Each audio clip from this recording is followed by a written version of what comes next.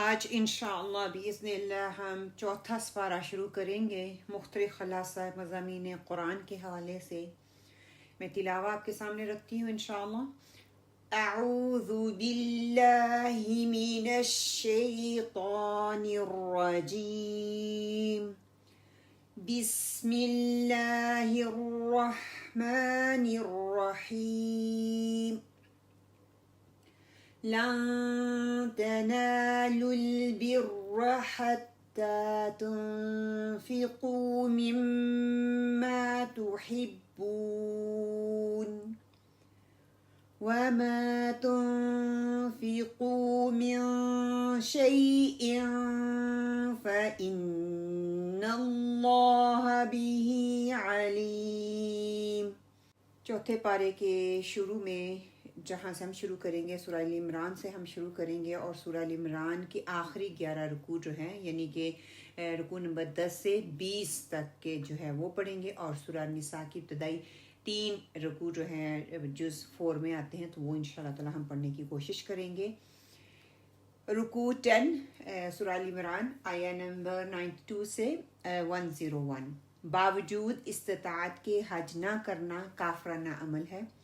اس میں حج نہ کرنے والوں کے لیے وعید بتا دی گئی کہ نیکی تو اس شخص کی ہے جو اپنی محبوب ترین چیز کو اللہ کی راہ میں لگا دے، اور اس رکوع میں حج کی فرضیت کا حکم بھی آ جاتا ہے۔ ارشاد ہوتا ہے کہ جو مالی اعتبار سے بیت اللہ تک جانے کی استطاعت رکھتا ہو، صحت مند ہو اور راستے میں حالات بھی پرامن ہوں تو اس پر لازم ہو جاتا ہے کہ وہ حج کرے۔ اگر اس نے ایسا نہیں کیا تو گویا اس نے عملی اعتبار سے کفر کیا ہے۔ اللہ تعالیٰ غنی ہے اور اسے کسی کے حاجے یا کسی کی عبادت کی حاجت نہیں ہے، ضرورت نہیں ہے۔ جو شخص جو بھی نیکی کرتا ہے وہ اپنے بھلے کے لیے کرتا ہے، اپنے لیے کرتا ہے۔ اس رکوع میں مسلمانوں کو اس سے خبردار کیا جا رہا ہے کہ اگر تم نے اہل کتاب کی ایک گروہ کی بات مانی تو وہ تمہیں کفر کی طرف لے جائیں گے، اور وہ خود تو گمراہ ہوتے ہیں اور وہ تمہیں بھی ساتھ گمراہ کریں گے۔ اب وہ تمہیں بھی گمراہ کرنے پر تلے ہوئے ہیں۔ رکوع نمبر 11 کو اگر ہم دیکھتے ہیں تو اس کا آیت نمبر 102 سے 109 اس کا جو ٹائٹل لکھ سکتے ہیں وہ کیا ہے؟ روزے قیامت کون کامیاب ہوگا۔ اس رکوع میں اللہ سبحانہ وتعالیٰ نے مسلمانوں کو کامیابی کے لیے ایک سہ نکاتی لائحہ عمل دیا کہ پہلا نقطہ یہ ہے کہ انسان اپنی زندگی میں اللہ کا ایسے تقوی اختیار کرے جیسا کہ تقوی اختیار کرنے کا حق ہے، یعنی کہ اللہ سبحانہ وتعالیٰ کی نافرمانی سے ایسے بچے جیسا کہ بچنے کا حق ہے۔ دوسرا نقطہ یہ ہے کہ تمام مسلمان قرآن کی بنیاد پر آپس میں متحد ہو جائیں، اکٹھے ہو جائیں، اپنا مشن بنا لیں کہ ہم نے قرآن مجید کو پڑھنا ہے، سمجھنا ہے، سمجھانا ہے، اس کی تعلیمات پر عمل کرنا ہے، اس کے اجتماعی احکامات کے نفاذ کے لیے جد و جہد کرنی ہے، یہ سب مل کے کرنا ہے، اور اس کی تعلیمات کو پوری دنیا میں پھیلانا ہے۔ یہ مشن تمام مسلمانوں کو متحد کر دے گا اور ان کا باہمی انتشار ختم ہو جائے گا۔ اسلام قبول کرنے سے قبل صحابہ کرام منتشر تھے، خدمت قرآن کے مشن نے انہیں بھائی بھائی بنا دیا، ایک دوسرے کا ساتھی بنا دیا، ایک دوسرے کے لیے مضبوط دیوار بنا دیا۔ تیسرا نقطہ جو یہاں پہ بتایا جا رہا ہے کہ متحد ہونے کے بعد مسلمان باہم مل کر جماعت کی صورت میں لوگوں کی خدمت قرآن کے مشن میں شریک ہونے کی دعوت دیں، نیکیوں کو پھیلائیں، برائیوں سے روکیں، دوسروں کو بشارتیں دیں، اور اس جو یہ نکاتی لائحہ عمل ہمیں دیا جا رہا ہے اس کو اختیار کرنے والے ہی روزے قیامت والے دن کامیاب ہوں گے۔ رکوع نمبر 12 میں آیت نمبر 110 سے 120 تک امت کے دور زوال میں کرنے کے کام۔ اب دیکھیے سبحان اللہ، اگر آج ہم اپنے آپ کو دیکھتے ہیں، ہم بھی زوال کا شکار ہیں نا، مسلمان قوم ہم اپنے آپ کو کہتے ہیں، تو دیکھیے کیا بتایا جا رہا ہے کہ زوال سے نکلنے میں کون سی چیز مدد کرے گی۔ اس 12ویں رکوع میں ہمیں یہ بتایا جا رہا ہے کہ یہود اللہ کے غضب کا شکار اور ذلت و رسوائی سے دوچار کیوں ہوئے، اس کا سبب کیا تھا؟ انہوں نے اللہ تعالیٰ کی نافرمانی کی، انبیاء کو انہوں نے جھٹلایا اور بعض انبیاء کو شہید بھی کر دیا بے قصور۔ البتہ ان میں سے بعض صالحین اور اللہ کے محبوب لوگ بھی ہیں۔ یہ وہ لوگ ہیں جو قرآن پر ایمان رکھتے ہیں، رات کے اوقات میں آیات قرآنی کی تلاوہ کرتے ہیں، اللہ کی احکامات کے سامنے سر جھکا دیتے ہیں، نیکی کا حکم دیتے ہیں اور برائی سے روکتے ہیں، بھلائی کے کاموں میں ایک دوسرے سے آگے نکلنے کی کوشش کرتے ہیں، ان کا طرز عمل اخلاص کے ساتھ اللہ تعالیٰ کی رضا کا حصول ہوتا ہے، اور اللہ ہمیں بھی یہ صفات عطا کرے۔ آج ہم مسلمان دنیا میں ذلت اور رسوائی سے دوچار ہیں، ہمارے وہی جرائم ہیں جو اس سے پہلے یہود کے تھے۔ ہم میں سے ایسے افراد اللہ کے محبوب بن جائیں جو اوپر بیان کیے گئے ہیں، جو اوپر صفات ہمیں بتا دی گئی ہیں۔ رکوع نمبر 13 کو اگر ہم دیکھتے ہیں کہ آیت نمبر 121 سے 129 اللہ کی مدد کب آتی ہے۔ 13ویں رکوع میں غزوہ احد میں پیش آنے والے واقعات پر تبصرے کا آغاز ہوگا، اور اس موقع پر اللہ سبحانہ تعالیٰ نے وعدہ فرمایا تھا کہ اگر مسلمان صبر کریں گے، استقامت کا مظاہرہ کریں گے تو اللہ سبحانہ تعالیٰ کی طرف سے مدد آئے گی، اور اوپر سے اگر وہ میری اطاعت کریں گے تو فرشتوں کے نزول کے ذریعے اللہ تعالیٰ ان کی مدد فرما دیں گے۔ اور مدد کی یہ بشارت مسلمانوں کی ہمت کو بڑھانے، انہیں جوش میں لانے، اور حقیقت میں مدد صرف اللہ ہی کی طرف سے آتی ہے، اور وہی فیصلہ کن کردار ادا کرتی ہے۔ مسلمانوں نے چونکہ مجموعی طور پر صبر اور استقامت کا مظاہرہ نہیں کیا تھا، لہٰذا انہیں عطا کی جانے والی فتح شکست میں بدل گئی۔ اب اگلا رکوع جو ہے رکوع نمبر 14 آیت نمبر 130 سے 143 مسلمان کب غالب ہوں گے یہ بتا دیا گیا۔ مسلمان اس وقت غالب ہوں گے جب وہ اللہ تعالیٰ کے بتائے ہوئے احکامات پر عمل کریں گے۔ یہاں پہ سود کی حرمت کے بارے میں بتایا جا رہا ہے کہ سود کو حرام اللہ تعالیٰ نے قرار دیا ہے، جب اس کو ختم کر دیں گے، نہیں لیں گے، یہ ابتدائی حکم تھا۔ اور سود کی ہر صورت کی حرمت کا حکم سورہ بقرہ کے 38ویں رکوع میں ہم پڑھ چکے ہیں، اور اس کے بعد اللہ تعالیٰ نے اس رکوع میں مسلمانوں کو تسلی دی کہ غزوہ احد میں وقتی شکست پر مایوس نہ ہوں۔ وَلَا تَهِنُوا وَلَا تَحْزَنُوا وَأَنْتُمُ الْأَعْلَوْنَ إِن كُنتُم مُؤْمِنِينَ، اور نہ ہمت ہارو اور نہ غمگین ہو، اور غالب تم ہی ہوگے بشرط یہ کہ مومن ہو۔ کہ آخر کار جو غلبہ ہے وہ مسلمانوں ہی کا ہوگا۔ وہ اپنے دلوں میں حقیقی ایمان پیدا کریں۔ اللہ سبحانہ تعالیٰ سے نے وقتی شکست آزمائش کے لیے بتا دیا تاکہ ظاہر ہو جائے کہ اس مشکل وقت میں کون دین حق پر قائم رہتا ہے، کون ڈٹا رہتا ہے، کون رخ پھیر لیتا ہے۔ پھر کچھ ساتھیوں کو شہادت کی سعادت بھی ملی، اور جس کی آرزو کر کے وہ میدان میں آئے تھے ان کو وہ چیز نصیب بھی ہوئی۔ پھر رکوع نمبر 15 میں اللہ والے کون ہیں وہ بتا دیا گیا، آیت نمبر 144 سے 148 کہ تمہاری وابستگی نبی محمد صلی اللہ علیہ وآلہ وسلم کے ساتھ ساتھ ان کے مشن سے بھی ہونی چاہیے۔ ایسا نہ ہو کہ ان کے بعد تم دین کے غلبے کے لیے جد و جہد ہی نہ کرو، اس سے کنارہ کشی کر لو۔ حقیقت کیا ہے کہ اللہ سبحانہ وتعالیٰ، اللہ والے لوگ وہ ہیں جو اللہ کی راہ میں جنگ کرتے ہیں، اور جنگ کے دوران جو ان کو تکالیف آتی ہیں ان کی وجہ سے وہ ہمت نہیں ہارتے، وہ کمزور نہیں پڑتے، وہ باطل کے سامنے دبتے نہیں ہیں۔ ان کی تو دعا یہ ہوتی ہے، ربنا اغفر لنا ذنوبنا واسرافنا فی امرنا وثبت اقدامنا وانصرنا علی القوم الکافرین، کہ ہے ہمارے پروردگار بخش دے ہمارے گناہ اور وہ زیادتی جو ہم نے اپنے معاملات میں کی، اور جما دے ہمارے قدموں کو، ہماری مدد فرما کو اس کا کافر قوم کے مقابلے میں۔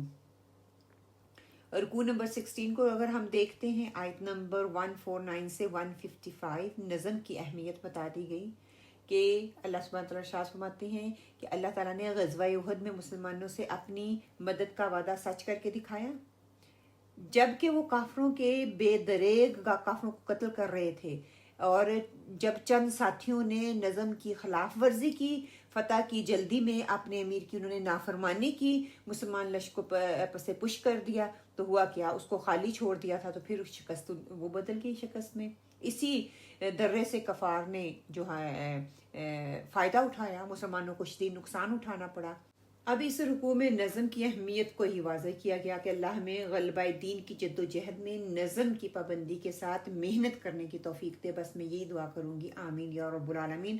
رکوع نمبر 17 آیت نمبر 156 سے 171 ایک مثالی قائد کی صفات بتا دی گئی کہ نبی محمد صلی اللہ علیہ وسلم کی تحسین کی گئی ہے اس رکوع میں کہ آپ صلی اللہ علیہ وسلم مومنوں کے حق میں انتہائی نرم اور شفیق مزاج تھے.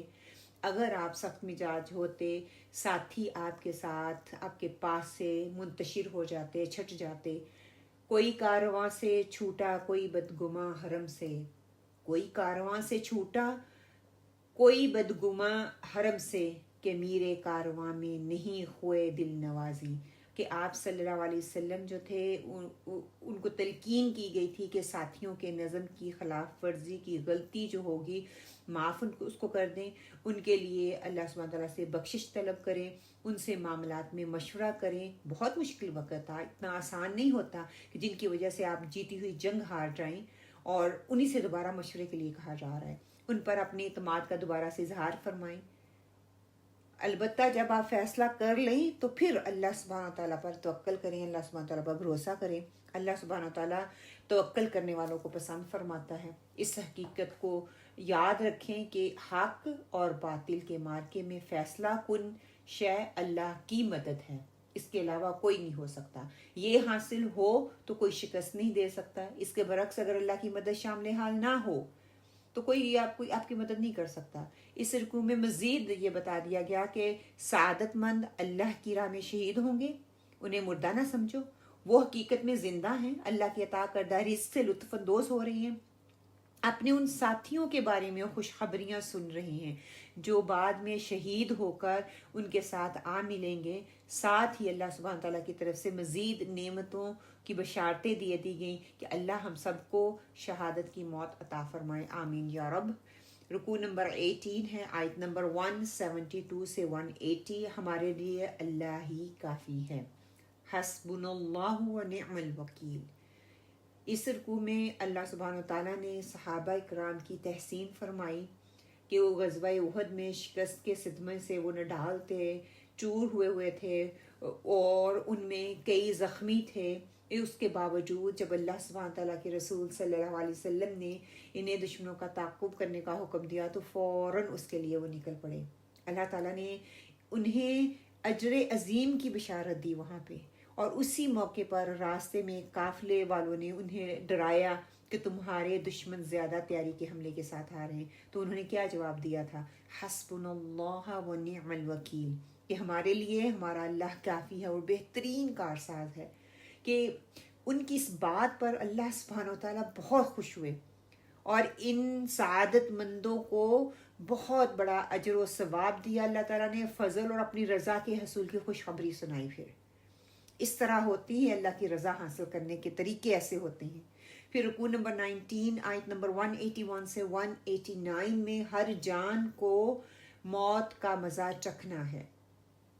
اس رکوع میں اس حقیقت کی طرف نشاندہی کی جا رہی ہے کہ کل نفس ذائقۃ الموت وانما توفون اجورکم یوم القیامہ. ہر جان موت کا مزہ چکھنے والی ہے اور تمہیں تمہارے اجر دیے جائیں گے روز قیامت. کہ یہ دنیا دارالعمل ہے اور دارالامتحان ہے، اس کا نتیجہ قیامت کے دن نکلے گا. فَمَن زُحْزِحَ عَنِ النَّارِ وَأُدْخِلَ الْجَنَّةَ فَقَدْ فَازَ وَمَا الْحَيَاةُ الدُّنْيَا إِلَّا مَتَاعُ الْغَرُورِ. کہ پس جو کوئی بھی بچا لیا گیا جہنم کی آگ سے اور داخل کر دیا گیا جنت میں، پس وہ تو کامیاب ہو گیا، اور دنیا کی زندگی نہیں ہے مگر دھوکے کا سامان. کتنے واضح الفاظ سے اللہ سبحانہ تعالیٰ نے بتا دیا. اللہ ہمیں اس دنیا کے دھوکے سے محفوظ رکھے، آمین یا رب، اور اس میں رہتے ہوئے آخرت کی تیاری کرنے کی توفیق عطا فرما دے، آمین. رکوع نمبر 20 آیت نمبر 190 سے 200 حصول معرفت حقائق کا ذریعہ اور ذکر اور فکر. کہ اس رکوع میں جو 20واں رکوع ہے، اللہ کی معرفت اور سیدھے راستے کی ہدایت انہیں نصیب ہوتی ہے جو کائنات پر غور و فکر کرتے ہیں، ہر حال میں اللہ سبحانہ و تعالیٰ کا ذکر کرتے ہیں. ایسے لوگ حقائق کو پا لیتے ہیں اور یہی حقیقی ایمان کا نور بھی ہے، اور ان کے باطن اس سے منور ہوتے ہیں. وہ اللہ سے پھر دعائیں کرتے ہیں وہ اللہ سے دعائیں کیا کرتے ہیں؟ ربنا فاغفر لنا ذنوبنا وکفر عنا سیئاتنا وتوفنا مع الابرار ربنا وآتنا ما وعدتنا على رسلك ولا تخزنا يوم القيامة إنك لا تخلف الميعاد۔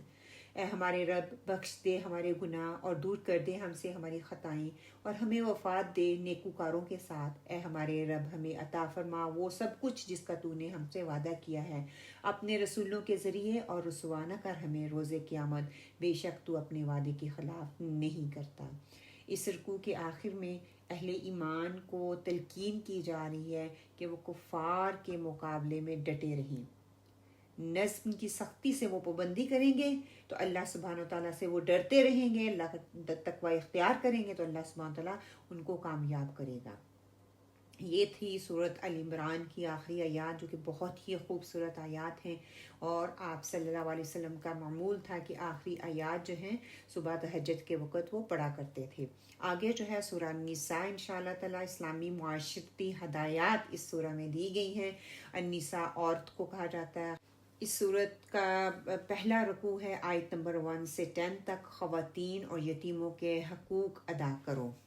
پہلے ہی رکوع میں خواتین اور یتیم بچوں کے حقوق ادا کرنے کی تلقین کر دی گئی۔ ارشاد ہوتا ہے کہ خواتین کو ان کے مہر خوشی خوشی دیا کرو، مردوں کو 4 نکاحوں کی اجازت دے دی، جو آج کل بہت معمہ بنا ہوا ہے۔ ہر کوئی کہتا ہے کہ مردوں کو 4 شادیوں کی اجازت ہے، اس کے آگے شروط کیا ہیں وہ کسی کو بھی نہیں پتہ، مگر اس شرط کے ساتھ کہ وہ اپنی تمام بیویوں کے درمیان کیا کریں؟ عدل کریں۔ اگر وہ عدل نہیں کر سکتے تو کیا؟ ایک ہی نکاح کافی ہے۔ وہ ایک نکاح کے ساتھ عدل نہیں کر سکتے، 4 کے لے کے پھر رہے ہیں۔ حکم دیا گیا کہ وراثت میں سے خواتین کو بھی ان کا مقرر کردہ حصہ جو ہے وہ دیا جائے، اور یتیموں کا مال ناحق مت کھاؤ۔ جو یتیم کا مال ناحق کھاتا ہے تو وہ گویا اپنے پیٹ میں آگ بھر رہا ہے۔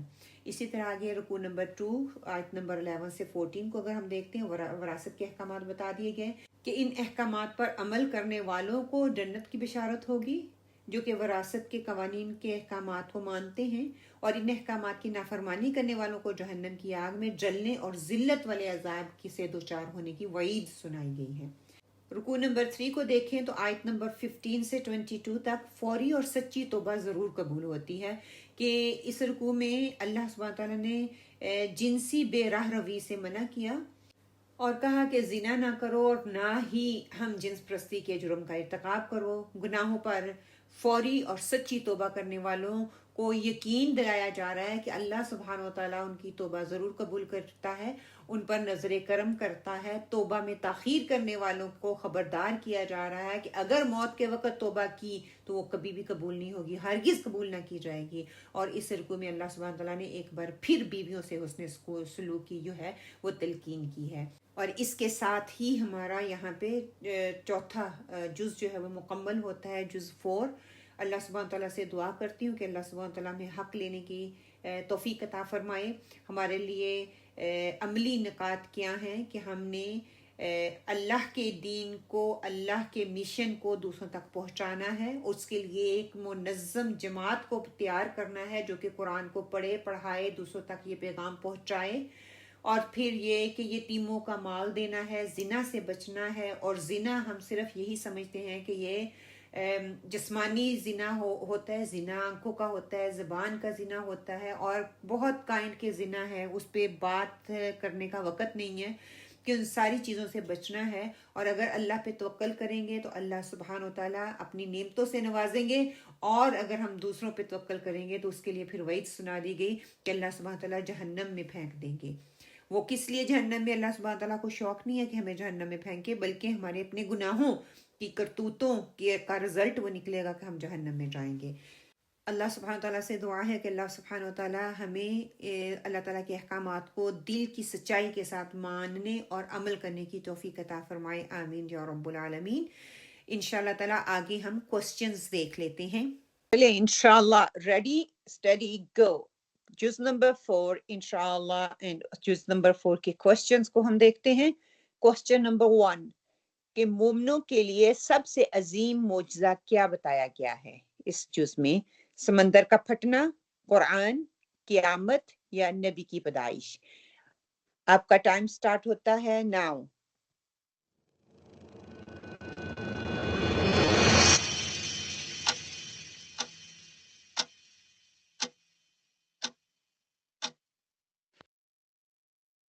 And जवाब is B, Quran. Question number 2, कौन सी आयत बयान करती है कि अल्लाह मोमिनों का सरपरस्त है? Option A is ayah 1, option B is ayah 12, option C is ayah 3 and option D is ayah 45. आपका टाइम स्टार्ट होता है now.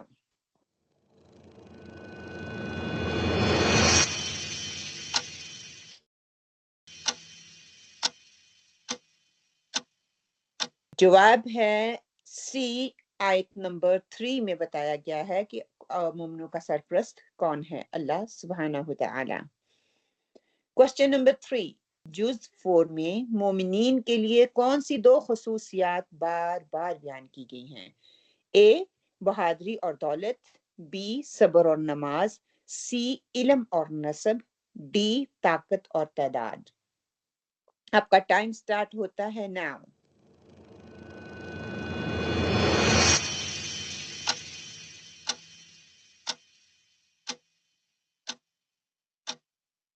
जवाब है बी, सब्र और नमाज। क्वेश्चन नंबर 4, सबसे बड़ा ईमान का इम्तिहान किस वाक़ये में बताया गया? ए, ग़ज़वा बदर, बी, ग़ज़वा ओहद, सी, हिजरत मदीना, डी, आजमाइशों में सब्र। आपका टाइम स्टार्ट होता है नाउ।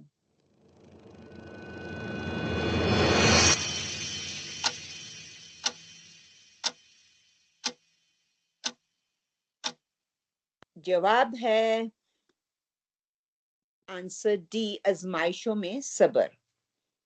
क्वेश्चन नंबर 5, हदायत के बाद काफिर होने वालों के बारे में क्या बयान हुआ है? ऑप्शन ए, माफ किए जाएंगे, ऑप्शन बी, दुगना अजर पाएंगे, ऑप्शन सी, सख्त अजाब पाएंगे, ऑप्शन डी, बाद में हदायत पाएंगे। आपका टाइम स्टार्ट होता है नाउ।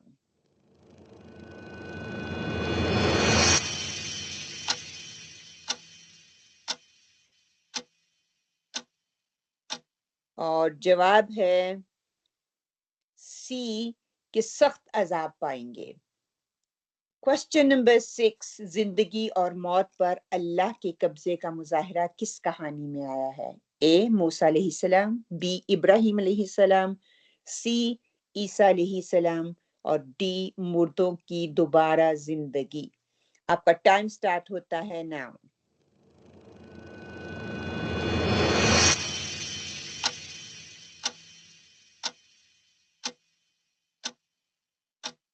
और जवाब है डी, मुर्दों की दोबारा जिंदगी। क्वेश्चन नंबर 7, किस आयत में अल्लाह के दुश्मनों के साथ इत्तेहाद की ममानत की गई है या बयान हुई है? ऑप्शन ए, आयत नंबर 23, ऑप्शन बी, आयत नंबर 15, ऑप्शन सी इज आया 88 एंड ऑप्शन डी इज आया 92। आपका टाइम स्टार्ट होता है नाउ।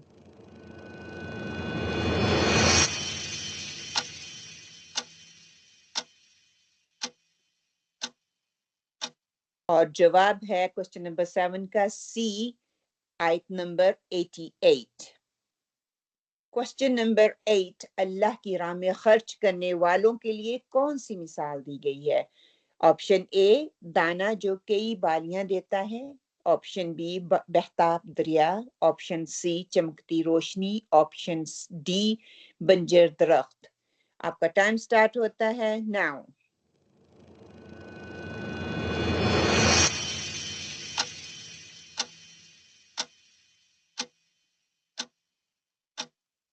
जवाब है ए, दाना जो कई बालियां देता है। क्वेश्चन नंबर 9, लड़ाई में अल्लाह पर भरोसे के बारे में क्या जोर दिया गया है? ऑप्शन ए, सिर्फ हिकमत अमली अहम है, ऑप्शन बी, दौलत फतह दिलाती है, ऑप्शन सी, भरोसा और इताअत, ऑप्शन डी, तदाद फतह दिलाती है। आपका टाइम स्टार्ट होता है नाउ।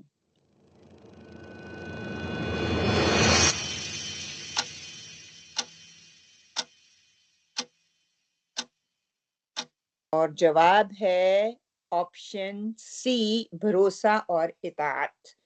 क्वेश्चन नंबर 10, حسد اور دشمنی سے بچنے کا کون سا حکم دیا جا رہا ہے یہاں پہ؟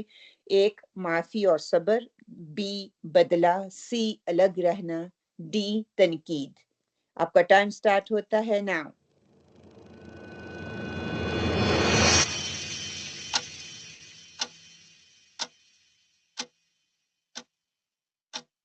آنسر اے، معافی اور صبر۔ الحمدللہ جن لوگوں کے 10 آؤٹ آف 10 ہے، excellent, well done, keep doing the good work. And جن کے تھوڑے کم ہیں، دل برداشتہ ہونے کی ضرورت نہیں ہے، انشاءاللہ تعالیٰ کوشش کریں اگلی آڈیو کو بہترین طریقے سے سنیں، اس کے نوٹس بنائیں، اینڈ دین انشاءاللہ تعالیٰ آپ کے جو کوسچنس ہیں آہستہ آہستہ آپ بھی 100 آؤٹ آف 100 لینا شروع کر دیں گے۔ یہ صرف اسی لیے ہو رہا ہے کہ غور سے سنا نہیں جا رہا، جب غور سے سنیں گے تو انشاءاللہ آپ ضرور اس سے فائدہ اٹھائیں گے۔ السلام علیکم ورحمۃ اللہ۔